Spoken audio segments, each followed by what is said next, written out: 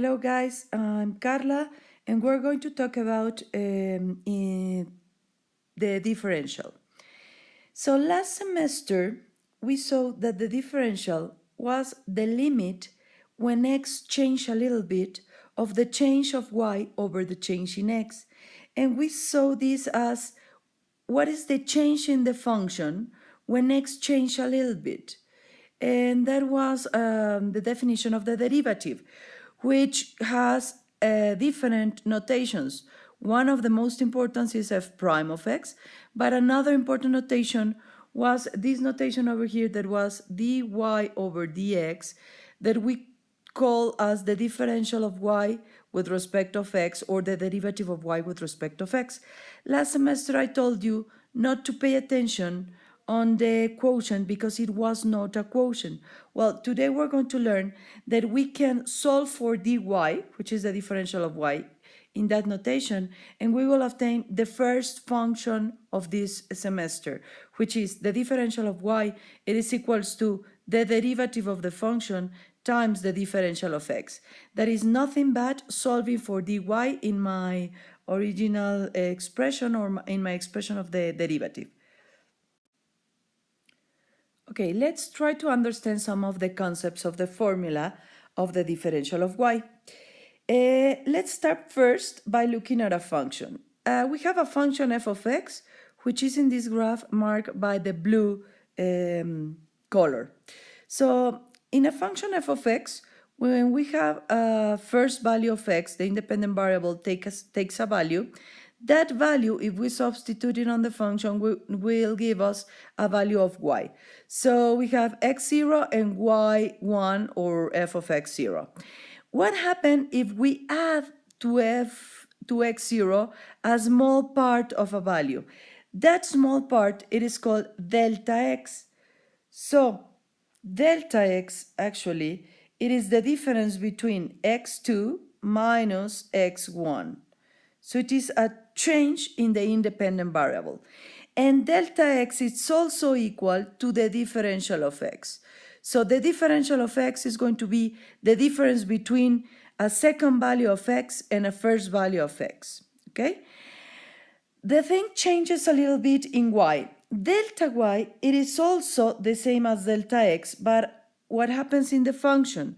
So if we have a first value of x that give us a value of y, when we add some number to that value, we will obtain a second value of y in my function.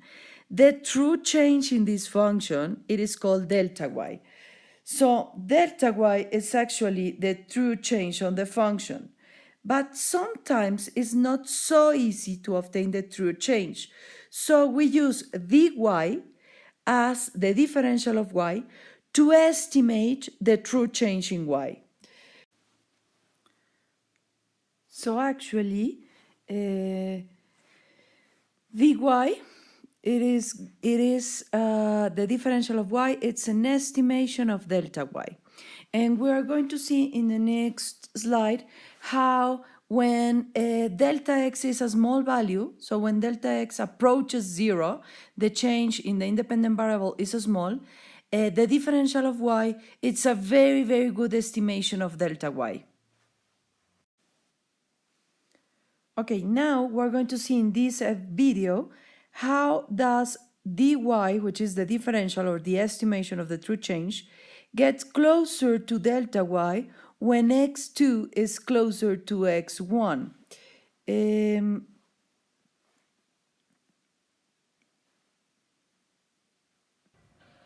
This video includes an x value of, the first value is 1, and the second value, it is changing, this value, it is changing in the video by a closer value of x1. So we have our estimation of the change in the variable, and we have in this side our true change in the variable. In the upper formula, the formula in red, we are obtaining the error, and that is the true change minus the estimation. So as you can see, when x2 it's closer to x1, the error is almost 0 because dy, which is the estimation, it's closer to the real value of y. And as x2 is far away from x1, so the differential of x is greater, then this error is also greater. Okay, so we are comparing this small piece of a graph, which is the estimation, and this piece of a graph, which is the true change in the function. As closer x2 is from x1, this estimation, it's better or approaches more to the true change in the function. Can you see it? Look at the two arrows. They are almost equal when the value of x2 is very close to the value of x1. Okay, now we have to do it analytically, that is using the math. So they ask us to obtain delta y, the differential of y, and the error, which is the delta y minus dy, the true change minus the estimated change. And they give us a function. The function is y equals to 3x squared minus 4. And we have a first value of x, which is 2, and we have delta x, which is 0.1. So first thing we have to do is to add that differential of x to the first value in order to obtain a second value. So if we add 2 plus 0.1, then second value of x will be 2.1. Let's first substitute x1 in the function. So we will substitute 2, which is the first value, in my original function, which is 3x squared minus 4, and the result of that value will be 8. This example is on your notes, so if you can you can see it on your notes. It's not necessary that you write it. So now we have x1 and y1. Now let's obtain x2, which is basically the same substitution, but now we're going to take in count the x, which is 0.1. So to x1, we're going to add the x, and we will have that x2, it is equals to 2 plus 0.1, so it is x2 is equals to 2.1, and if we substitute 2.1 in the function, we get to the point y equals to 9.23. So let's obtain the delta y, the true change in the function. It is just the difference between y2 and y1. y2 is 9.23 and y1 was 8, so the true change on the function, it is actually 1.23. In this exercise was not so difficult to obtain the true change on the function, right? Delta y is 1.23. But let's obtain the differential of y, which is the estimation, to see how far or how close it is from the true change. We know that the differential of y is equals to f prime of x times the differential of x. We know that the original function was y equals to 3x squared minus 4. So by obtaining the differential of the function, 3x squared, its differential is 6x. And once we obtain the derivative of the differential, we just substitute the values of x and dx, which in this case is the first or the original value, x1 was 2, and the differential of x, or the change in the independent variable, was 0.1. So the differential of y was 1.2.